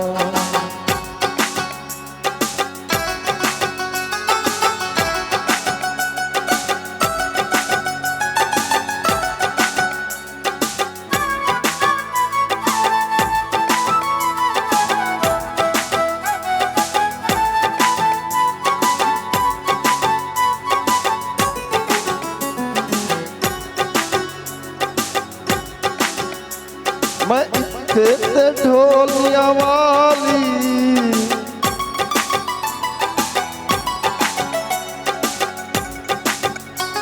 मैं इत्थे ते ढोलिया वाली तेरे पिछू असा उमरा गाली मेरे आवे माया मेरे आवे माया कद सजना दा छोटा कालियां जुल्फां दे विच मुख चन्न दा वे टोटा कालियां जुल्फां दे विच मुख चन्न दा वे टोटा बालो बत्तियां वो माई पाई सकूं मारो संगलाना पितल बनाई सोना बन सामलाना वे पितल बनाई सोना बन सामलाना। ज़बरदस्त ज़बरदस्त ज़बरदस्त ज़बरदस्त ब्रेक जो टाइम आहे ब्रेक ते जल्दी सां वञी रहिया आहियूं। Thank you so much doctor साहब असां गॾु हुजण जे लाइ। डॉक्टर मुमताज़ अञा बि असां गॾु आहिनि, कुझु ॻाल्हियूं आहिनि जेके तव्हांजे मुंहिंजे कम जूं आहिनि, इंशाल्लाह उहे शामिल कंदासीं वक़्तु आहे ब्रेक जो।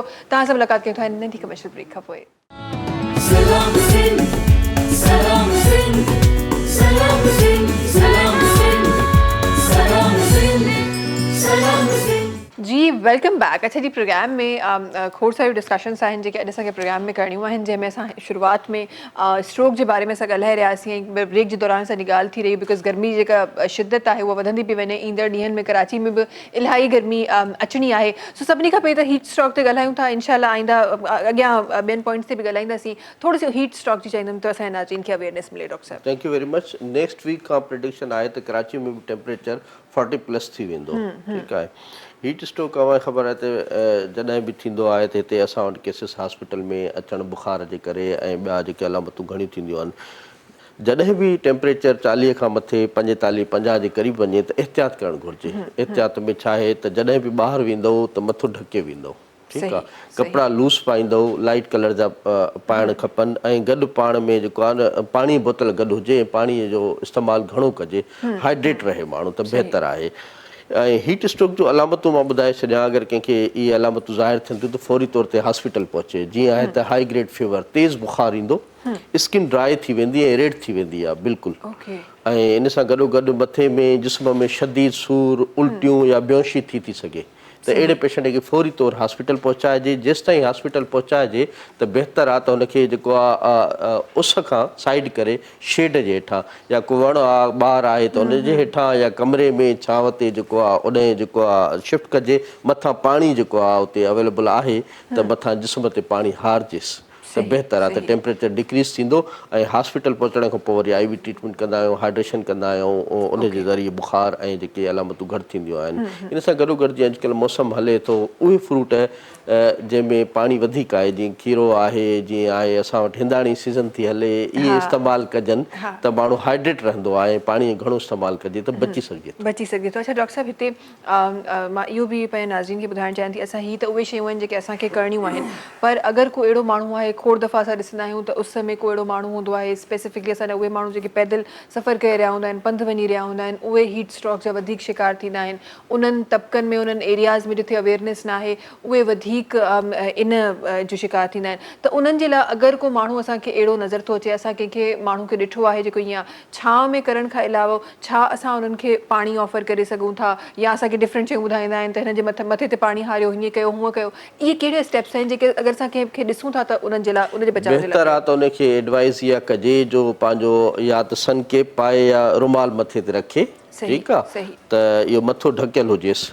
इन सां गॾोगॾु पाणीअ जो इस्तेमालु घणो कजे, उनखे सम्झाइजे त पाणी पीए ऐं थी सघे त छांव में कमु करे। थोरी देरि अगरि उस में मजबूरी आहे त वरी छांव में हलियो वञे, पाणी घणो पीए। ऐं पाणी अवेलेबल न आहे त असां जिथां गुज़रूं था, भला ॾिसूं था कोई अहिड़ो लेबर कमु करे थो त उनखे प्रोवाइड कयूं, पाणी बि प्रोवाइड कयूंसि। सही। पर अगरि को पेशेंट जेसिताईं हॉस्पिटल पहुचे, छा त असां इनिशियल के स्टेप्स आहिनि? इनिशियली स्टेप्स इहे ई आहिनि त हुनखे छांव में कयोसि, मथां हुनजे पाणी हारियोसि, ऐं जे होश में आहे त हुनखे पाणी जूस जो इस्तेमालु जेको चओसि वधीक करे। कपिड़ा लूज़ हुजनि, टाइट न हुजनि, डार्क कलर जा न हुजनि, इन खां एहतियात करे। खाइण पीअण में उहे शयूं जीअं फल फ्रूट ॿुधायोसीं, या पाणी जो इस्तेमालु घणो हुजे। स्पाइसी शयूं या बारबेक्यू या इहे गरम शयूं बि न खाइजनि, इन खां बि एहतियात कजे। सही। असां वटि इहो बि मसइलो आहे त असां जेके ॿाहिरियां खाधा आहिनि उहे घणा खाईंदा आहियूं, त ज़ाहिर हुन में ऑयल बि घणा, हुन में स्पाइसिस बि घणा, त हिन सीज़न में उन्हनि खां बि असांखे अवॉइड करणु खपे। ॿियो त सादी ज़िंदगी जीअं ॾिसंदा आहियो त असांजे लाड़काणो, सिबी आहे या जेको आहे जैकमाबाद आहे, 50+ हलियो वेंदो आहे, पर हीट स्ट्रोक जा केसिस घटि हूंदा आहिनि। कराची में 45 जे क़रीब ईंदो आहे त घणा ईंदा आहिनि। ठीकु आहे। हाणे हुनजो घणी वजूहात आहिनि। हिकिड़ी त इहा आहे त उते माण्हू मथो ढके घुमंदा आहिनि, वरी वण हेठां वेहंदा बि आहिनि, पाणी जो इस्तेमालु बि घणो कंदा आहिनि। हिते जेके पॉपुलेशन आहे उहा कंजस्टेड रहे थी अपार्टमेंट्स में, फ्लैट्स में। पोइ ॾिसो था त लोड शेडिंग बि थी वञे थी, वरी उन्हनि ॾींहंनि में गर्मी वधे थी, त हवा बि बंदि थी वञे त हब्स थिए थो, हब्स ऐं गर्मी में ऐं पाणी जो इस्तेमालु घटि जे करे पोइ हीट स्ट्रोक ऐं जा केसिस वधीक था अचनि। त इहो एहतियात करिणो आहे त घर बि खुलियल हुजे, दरियूं खुलियल हुजनि, हवादार हुजे, कपिड़ा लूज़ हुजनि, लाइट कलर जा हुजनि ऐं माण्हू हाइड्रेट रहे, पाणी जो इस्तेमालु करिणो। सही। अच्छा डॉक्टर साहब, हिते छो त असां उन्हनि माण्हुनि जी बि मां ॻाल्हि ज़रूरु शामिलु करणु चाहियां थी जेके माण्हू जेके इन बारे में अवेयर न आहिनि, जंहिंजे करे असां वटि एतिरा केसिस आहिनि, छो त असां वटि उन तबिके में घणा केसिस नज़र ईंदा आहिनि जिन वटि अवेयरनेस जा सेशन कोन थींदा आहिनि। सो असां वटि छा अहिड़ा इक़दामात आहिनि, तव्हां त इंटरनेशनली बि कमु कयो आहे, इंटरनेशनली फर्म्स सां गॾु मिली कमु कयो आहे, छा असां वटि अहिड़ा इक़दामात थींदा आहिनि जो असां हीट जे वधण खां पहिरीं हीट स्ट्रोक जी अवेयरनेस जा अहिड़ा सेशन्स कयूं जेके उन्हनि माण्हुनि ताईं इहे ॻाल्हियूं पहुचाए सघूं? बिल्कुलु इहे सेशन्स थियणु खपनि। प्रिवेंशन ते कमु थियणु घुरिजे, जेको गवर्नमेंट ऑफ सिंध कंहिं हद ताईं त करे थी, पर जेका ज़रूरत आहे उन हद ताईं नथी करे। इंटरनेशनली प्रिवेंशन ते तमामु घणो कमु थींदो आहे, ठीकु आहे। असां वटि बदकिस्मतीअ सां उन ते कमु अवेयरनेस ते एतिरो कमु कोन्हे। उहो सोशल मीडिया जे ज़रिए करे सघिजे थो, गवर्नमेंट हॉस्पिटल्स आहिनि, मुख़्तलिफ़ NGOs आहिनि, मुख़्तलिफ़ ऑर्गेनाइज़ेशन्स आहिनि, उहे बि सेशन्स जी सीज़न अचण खां अॻु में, ठीकु आहे, माण्हुनि खे उहे अवेयरनेस सेशन्स रखनि त बाबा हीट स्ट्रोक हाणे गर्मी वधंदी त कहिड़ा एहतियाती तदाबीर आहिनि, त घणनि माण्हुनि जी ज़िंदगी बची सघिजे थी। ईअं ई आहे जीअं मुख़्तलिफ़ बीमारियुनि खां, जीअं हाणे गर्मी वधंदी या का बरसाति जे अचे थी त वरी मच्छर वधी वेंदा आहिनि, त मलेरिया डेंगी जा केसिस ईंदा आहिनि, त उन जे अचण खां अॻु में स्प्रे थियणु घुरिजे। उन जे सीज़न खां अॻु में एहतियाती तदाबीर ॿुधाया वञनि न, त घणी बीमारियुनि खां बची सघिजे थो। ऐं मां त हाणे हिकिड़ो मलेरिया जे लाइ जेके असां वटि नॉर्मली स्प्रेस थींदा आहिनि, उन जे लाइ बि का हिकु न्यूज़ आई त उन में बि पेट्रोल ऐं उन में ॿियूं शयूं मिलाए उहे एक्चुअल जेको स्प्रे जी दवा आहे असां उहा न पिया यूज़ कयूं, बल्कि उहा हथरादू का दवा ठाहियूं पिया जेका असरु न पई करे, तंहिं करे असां वटि केसिस बि वधनि पिया। अञा वरी साल आहे, थी सघे थो त नुक़सानदार एलर्जी करे सघिजे थी। इहा बदकिस्मती आहे असांजे मुल्क में, जे इहे शयूं अहिड़ियूं जेके ठहनि थियूं, इन्हनि ते बि कंट्रोल थियणु खपे। सही, बिकॉज़ ज़ाहिर आहे दुनिया प्रिवेंशन ते कमु करे थी, पर असां जेॾीमहिल थी वेंदो आहे उन खां पोइ असां एक्शन खणंदा आहियूं, पर इहो बि अलाह जो शुक्र आहे त उन खां पोइ बि असांखे असां निंड मां सुजागी जेका आहे उहा थी वेंदी आहे। अच्छा, हिन सां गॾु डॉक्टर साहब, हीट स्ट्रोक जी ॻाल्हि थी वई, स्ट्रोक अटैक जी तरफ़ अचूं था, ऐं उन जी बि अवेयरनेस मां चाहियां थी त पंहिंजे नाज़रीन खे ॾिजे, इवन न सिर्फ़ु उन खां प्रायर बि जेके तव्हांखे सिम्टम्स थियनि था ऐं जेके तव्हांखे माइनर जेके अटैक्स पवनि था, उन्हनि जी तरफ़ बि मां वञणु चाहींदमि। पहिरीं त मां तव्हांजे लफ़्ज़नि में स्ट्रोक पंहिंजे नाज़रीन खे सम्झाइणु चाहींदमि, उन खां पोइ उन खां पहिरीं जेके सिम्टम्स इंसान खे थींदा आहिनि उन जे बारे में ॻाल्हाईंदासीं। Thank you very much.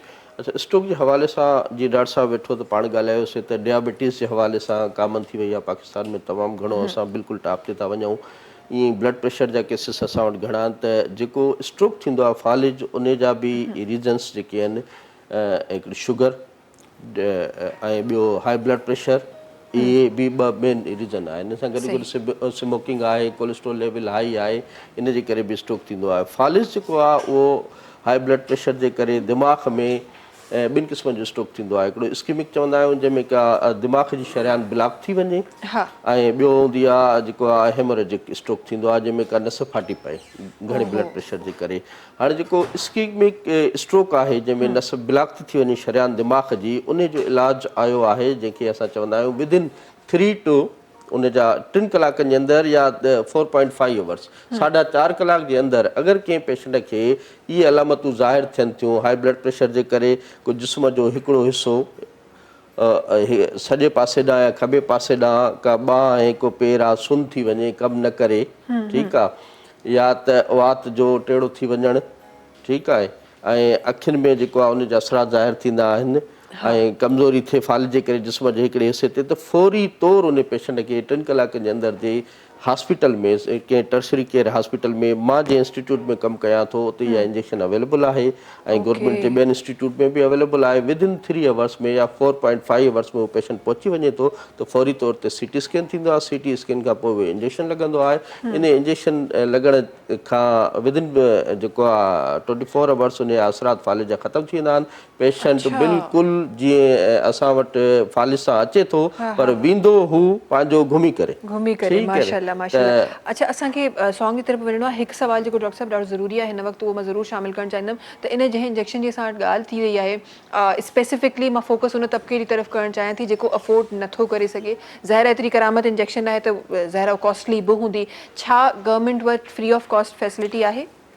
NICVD में जेका असांखे ख़बर आहे त उते फ्री ऑफ कास्ट में आहे। असां वटि डाउ यूनिवर्सिटी हॉस्पिटल में उहे पेशेंट जेके अफोर्ड नथा करे सघनि त असां वटि हिकिड़ो लाइफ थ्रेटनिंग वेलफेयर फंड जेको गवर्नमेंट ऑफ सिंध जे तरफ़ां आहे, जेको वाइस चांसलर साहिब जे जेको आहे हुन सां क्रेडिट सां ऐं हुन जे एफर्ट सां जेको इशू थियो आहे त असां अहिड़नि पेशेंट्स खे फ्री में लॻाईंदा आहियूं जेके नॉन अफोर्डिंग हुजनि। बिल्कुलु सही। अच्छा, ही छो त ही उहा शइ आहे जेका आहिस्ते आहिस्ते पलंदी आहे, ईअं न आहे त तव्हां सुम्ही उथो ई कुझु थी वञे, ज़ाहिर उहा आहिस्ते आहिस्ते तव्हांजे लाइफ स्टाइल जे हिसाब सां उहा पले थी, त इंशाल्लाह उनजे बारे में बि ज़रूरु असां ॻाल्हाईंदासीं। पर उन खां पहिरीं न्यारी साहिब सां गॾु आहिनि, ख़ूबसूरत आवाज़ सां गॾु आहे अताला न्यारी साहिब, हिकु ॾाढो वॾो नालो पाकिस्तान जो, उन्हनि जी आवाज़ जो यादि असांखे ॾियारे रहिया आहिनि। हिकु ॿियो कलाम तव्हांजो शामिलु कंदासीं। जी न्यारी साहिब। दिल लगाया था, दिल लगी के लिए बन गया रोग जिंदगी के लिए,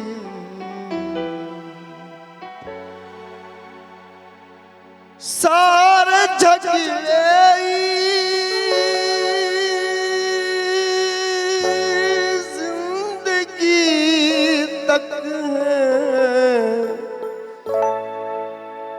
कौन मरता है फिर किसी के लिए,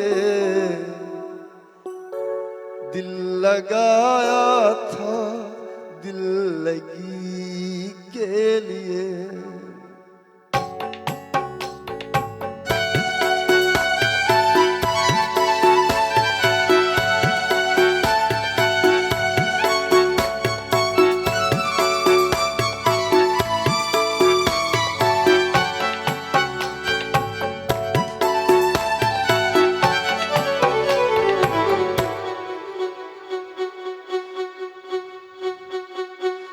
जो न करना था वो भी कर डाला,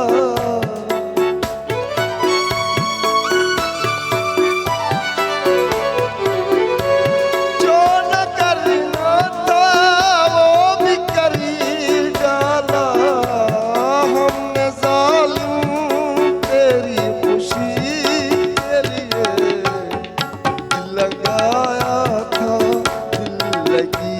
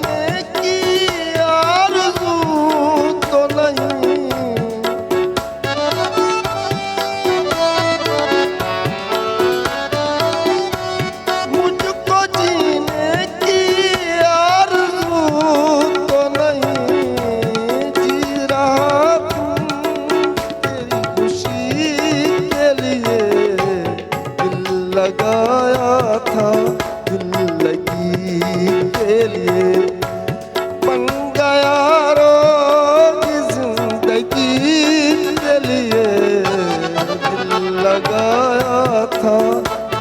जिंदगी के लिए बन गया रोगी जिंदगी के लिए दिल लगाया था दिल लगी के लिए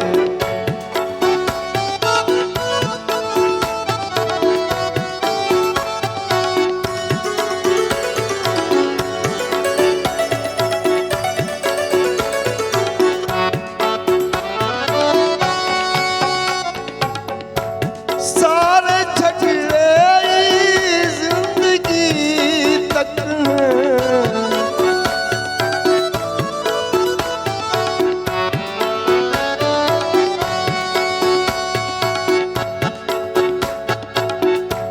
सारे झगड़े जिंदगी तक हैं कौन मरता है फिर किसी के लिए दिल लगाया था दिल लगी के लिए बन गया रोगी जिंदगी के लिए दिल लगाया था दिल लगी के लिए बन गया रोगी जिंदगी के लिए दिल लगाया था दिल लगी के लिए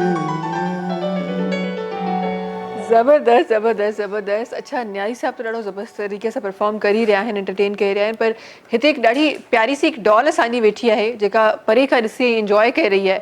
हेॾां अचो हेॾां अचो हेॾां अचो। अच्छा अच्छा सिंधी सम्झंदी? उर्दू सम्झंदी? सिंधी घणी ईंदी आहे? हेॾां केॾां केॾां रहना बच्चे आ गई हेॾां छा नालो आहे? नाम क्या है बेटा? न्याजी नाम साहब बताओ। मुझे माइक दीजिएगा। नाम बताओ बेटा। हाँ हाँ नाम मतलब आती बताओ। है? सिंधी आती है? नहीं सिंधी नहीं आती। क्यों? सीखी नहीं? अब्बा ने नहीं सिखाई? अब्बा को बोलो सिंधी सिखाई। क्या नाम है आपका? अच्छा बताओ। रायना बतूल। रायना बतूल। अच्छा मुझे ये बताओ कि सिंधी क्यों नहीं सिखाई अब्बा ने? अब से सिखाऊंगा इंशाल्लाह। देखो क्या कह रहे हैं अब्बा, सीखोगी? कितनी सीखोगी? पूरी के थोड़ी थोड़ी? थोड़ी थोड़ी थोड़ी। क्या सीखा है? अच्छा ये बताओ बताओ बताओ बताओ। शुरू कर गया। स्कूल जाती हो? हाँ। कौन से स्कूल जाती हो? KG2। KG2 में हो? ओ हो ABC पढ़ती हो? जल्दी से सुना दो थोड़ी सी, मुझे नहीं आती, सुना सिखा दो थोड़ी सी, इतनी सी सिखा दो थोड़ी सी। तो नहीं सिखानी? मुझे नहीं सिखाओगी ABC? नहीं सिखाओगी? ये चश्मा किसका पहना है? मुझे दे दो। ले लो? पक्का? पक्का? चलो पहन लूँ मैं, पक्का पक्का मैं ले लूँगी, मैं सच्ची में वापस नहीं करूँगी, बता रही हूँ पक्का। बस ये चश्मा मेरा हो गया, ठीक है? डील हो गई? चलो चलो जल्दी सां ब्रेक की तरफ़ वञिणो आहे नाज़रीन, वक़्तु आहे ब्रेक जो। ऐं नंढड़ी असां सां गॾु ई आहे ऐं हिते ई आहे हिरन सां बि। ब्रेक जे दौरान त कचहरी हली रही, मां सोचो थोरो सो ऑन एयर बि कचहरी थी वञे। वक़्तु आहे ब्रेक जो, तव्हां सां मुलाक़ात कयूं था नंढी कमर्शियल ब्रेक खां पोइ। सलाम सिंध सलाम सिंध सलाम सिंध सलाम सिंध सलाम सिंध सलाम सिंध।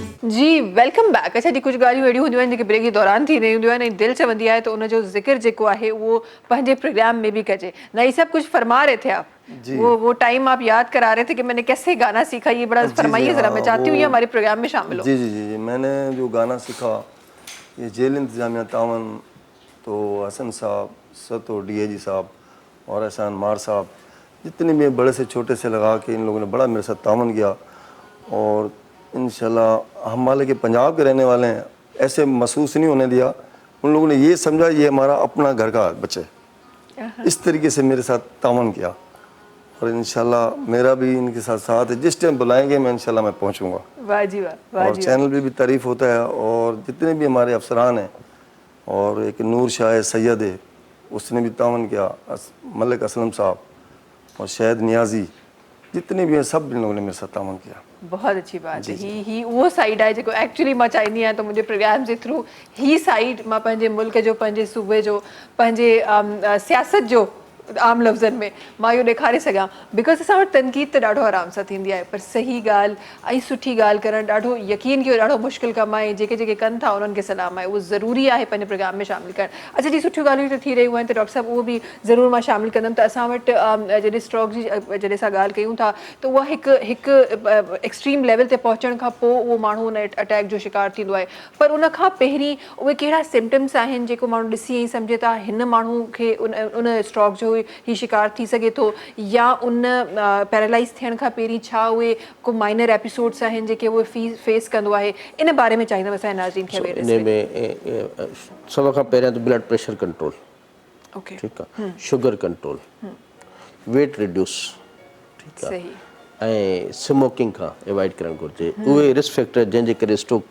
डेवलप थी थो सघे न त इहो पंहिंजो कोलेस्ट्रोल कंट्रोल में रखिणो आहे वज़न घटि रखिणो आहे डेली एक्सरसाइज़ करणी आहे शुगर ब्लड प्रेशर कंट्रोल करिणो आहे ऐं पंहिंजूं दवाऊं खाइणियूं आहिनि मेडिसिन्स जेके डॉक्टर तजवीज़ कयूं आहिनि हाणे थींदो छा आहे या त मेडिसिन सां स्किप थी वेंदी आहे ठीकु आहे लाइफ स्टाइल ठीकु कोन्हे वज़न वधी वेंदो आहे शुगर अनकंट्रोल रहंदी आहे त पोइ ब्लड प्रेशर वधंदो आहे त पोइ स्ट्रोक जा चांसिस वधी वेंदा आहिनि ख़ासि करे इहे जेके आहिनि सर्दियुनि में केसिस वधीक ईंदा आहिनि ॿियो राति जो या सुबुह जो जेको आहे 3-4-5 बजे त ब्लड प्रेशर ऐं जेको आहे अंजाइना जा केसिस स्ट्रोक जा केसिस इन वक़्तु बि थी सघनि था पर हाणे जीअं ब्लड प्रेशर वधे थो ऐं काई नमनेस थिए थो को जिस्म जे कंहिं हिस्से सुन थियणु शुरू थिए थो त फौरी तौर ते पंहिंजे डॉक्टर सां रुजू करिणो आहे या राति जो टाइम आहे त फौरी तौर हॉस्पिटल पहुचणो आहे ऐं अलामतूं मुस्तक़िल ब्लड प्रेशर हाई रहे शुगर कंट्रोल न रहे ऐं हमेशह या दवा स्किप थिए त इन खां अवॉइड करिणो आहे पंहिंजो जेको डॉक्टर आहे जिथे बि ॾेखारींदा आहिनि उन खां मेडिसिन्स वठनि टेस्ट कराईंदा रहनि जंहिंमें की कोलेस्ट्रोल जो टेस्ट कराइणो आहे गुर्दनि जो कराइणो आहे शुगर ब्लड प्रेशर जे हवाले सां मेडिसिन्स वठणियूं आहिनि एहतियाती तदाबीर कंदा रहंदा त बहितरी रहंदी बहितरीन आहे सो जिनखे थी सघे थो उन्हनि मां उहे पेशेंट आहिनि रिगार्डलेस ऑफ एज उहे पेशेंट आहिनि जिनजो बीपी वधीक आहे जिनजो कोलेस्ट्रॉल वधीक आहे या जिनखे इन तरीक़े जो हिकु साइड जो पेन या इन तरीक़े जो पए थो इहे वधीक रिस्क में आहिनि बिल्कुलु सही सो इहे आई गेस इहे उहे साइंस आहिनि जीअं असां पहिरीं में डिस्कस करे रहियासीं त हीअ तव्हांजी जेका लाइफ स्टाइल आहे उनजी जेका मॉडिफिकेशन आहे इहे इन्हनि तमामु शयुनि खे कवर करे सघे थी ऐं हूअं बि चवंदा आहिनि त तव्हां जॾहिं पंहिंजी हेल्दी लाइफ स्टाइल जी तरफ़ तव्हां वेंदा आहियो त तव्हांजो 90% बीमारियूं त हूअं ई तव्हांजो साथ छॾे ॾींदियूं आहिनि बिल्कुलु जॾहिं अव्हां पंहिंजो लाइफ स्टाइल चेंज कंदव ऐं डेली जेको आहे एक्सरसाइज़ कयो एक्सरसाइज़ इहो न आहे जो 2 कलाक गर्मीअ भॼंदा वरितो ठीकु आहे 20 मिंट बि अव्हां कहिड़े बि टाइम जंहिं महिल अव्हांखे जेका आहे फ़ुर्सत आहे ऐं अव्हां इंडोर बि करे सघो था आउटडोर बि करे सघो था सुबुह जो सवेर बि शाम जो बि ब्रिस्क वॉक ई कयो त बि ठीकु आहे ठीकु आहे तकिड़ो हलो त तॾहिं बहितर आहे पर रेगुलर हफ़्ते में कम से कम 3-4 दफ़ा कम से कम बि थियणु घुरिजे ऐं कॾहिं थी थो वञे कॾहिं दावत थी खाइजे असां वटि बदपरहेज़ी थी वञे त वरी एहतियात कयो वरी वॉक थोरो वधाए छॾियो भला ठीकु आहे हा त वधाए छॾियो त इहे जे वेट कंट्रोल रहंदो ब्लड प्रेशर शुगर कंट्रोल रहंदो त इहो स्ट्रोक जो चांस ई न थींदो ॾिसो स्ट्रोक हाणे बि असां वटि थिए छा थो जो अवेयरनेस न हुजण जे करे जेके स्ट्रोक जा केसिस ॾिसूं था त उहे त छा कंदा आहिनि जो अहिड़े मरीज़ खे अगरि स्ट्रोक थिए थो त उनखे मथां सवड़ियूं विझंदा ठीकु आहे कमल विझंदा बाबा हिनखे गर्मी पहुचायोसि हाणे बि कुझु अहिड़ा केसिस आहिनि जेको असां ॾिसंदा आहियूं ऐं ईंदा आहिनि त कांव जो रतु जेको आहे कांव मारे करे उहो रतु जेको आहे उहो उन पासे लॻाईंदा आहिनि इहे मिथ आहिनि जेके आहिनि ठीकु आहे अच्छा इहो जेको विंडो पीरियड ॿुधायोसीं 3 खां 4.5 कलाक जे अंदरि इहो गुज़री थो वञे ठीकु आहे इहो हुनखे गर्मी पहुचाइण में हुनखे सुम्हारण में ऐं हिन में उहो गुज़ारे था अचनि जे इन विंडो पीरियड में पहुची वेंदा त उहो डिसेबिलिटी खां बची वेंदा बिल्कुलु बिल्कुलु अच्छा डॉक्टर साहब ही त अवेयरनेस ॾियण लाइ ज़रूरी आहे पर प्रोग्राम जे इख़्तिताम जी तरफ़ आहियूं असां हिकु शइ ज़रूरु आख़िरी जेका मां शामिलु करणु चाहियां थी प्रोग्राम में जीअं ही पाक ऐं UAE जी पार्टनरशिप आहे ईअं ई इंटरनेशनल पार्टनरशिप्स तव्हां पंहिंजे एक्सपीरियंस सां छो त काफ़ी अरसे खां तव्हां जुड़ियल आहियो पंहिंजे एक्सपीरियंस सां छा सम्झो था त अगरि हर सेक्टर जे पाकिस्तान में इहे इंटरनेशनल पार्टनरशिप हुजनि इहे मिशन्स हुजनि त पाकिस्तान जो फ्यूचर छा हूंदो ॾिसो इंटरनेशनल ऑर्गेनाइज़ेशन्स त बिल्कुलु उहे कमु कनि थियूं पर असांखे पाण खे ठीकु आहे पंहिंजे तौर ते जेके बि असांजे हर शहर में जेके लिखिया पढ़िया माण्हू आहिनि बिल्कुलु उहे मिली करे पाण में गॾिजी करे ज़रूरु आहे त वॾे लेवल जी ऑर्गेनाइज़ेशन ठाहिनि पंहिंजे ॻोठ जी मदद करे सघंदा हिते उहे डॉक्टर्स जेके या एजुकेशनिस्ट जेके ब्यूरोक्रेट्स आहिनि या जेके बिज़नेसमैन आहिनि सिर्फ़ु पंहिंजे ॻोठ खे कवर कनि ठीकु आहे उन्हनि माण्हुनि जी जेको आहे हिकिड़ो मेडिकल कैंप लॻाइनि, उन स्कूल खे ऑन कनि, हॉस्पिटल खे ऑन कनि ऐं उन्हनि ॻोठ में वञी अवेयरनेस जा सेशन वठनि, तॾहिं बि असांजा जेके आहिनि उहे हिकु ॻोठ करे सभु जेके आहिनि मॉडल जेके आहिनि विलेजिस थी वेंदा, मामला हल थी वेंदा।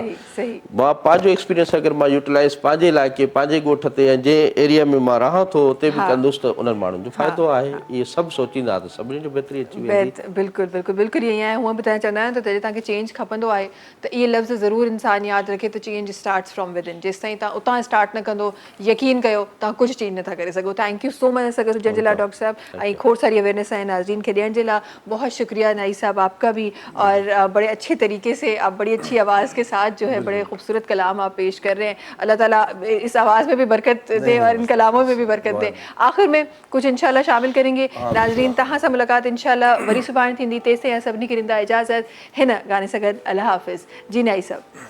प्यार नाल ना सही ते गुस्से नाल वेख लिया कर, बीमारां नूं शफा मिल जांदी है। प्यार नाल ना सही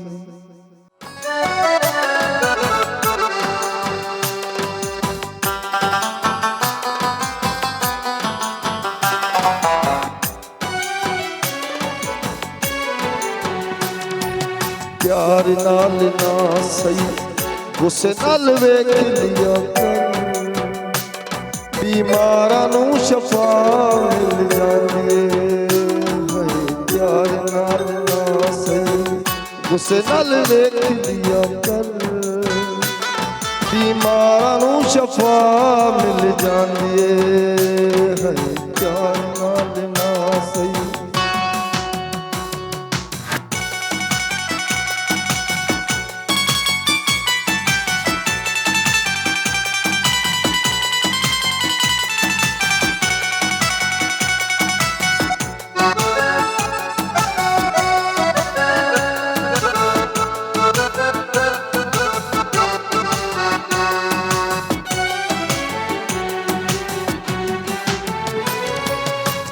जंगल पहाड़ा विच फुल टुट जांदे ने, टुटे होए दिलां नूं करार मिल जांदे ने।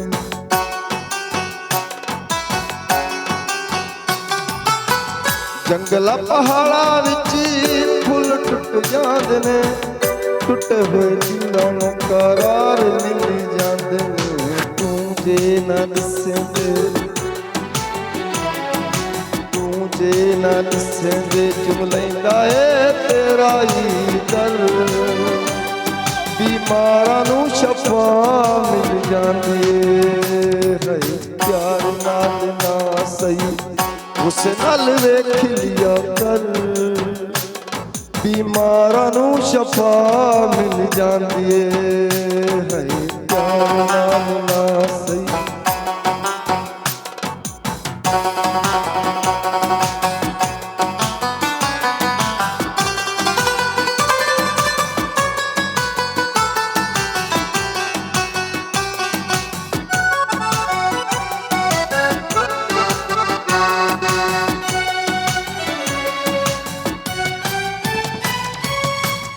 सुन वे सबा,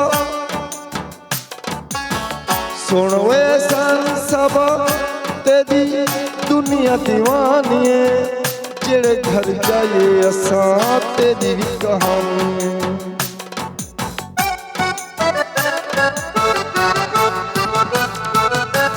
सुन वे सबा तेरी दुनिया दीवानी है, जेड़े घर जाए असां तेरी भी कहानी।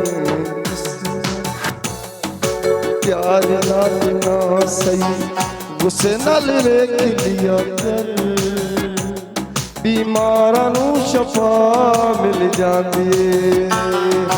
प्यार नाल ना सही गुस्से नाल वेख लिया कर, बीमारां नूं शफा मिल जांदी है।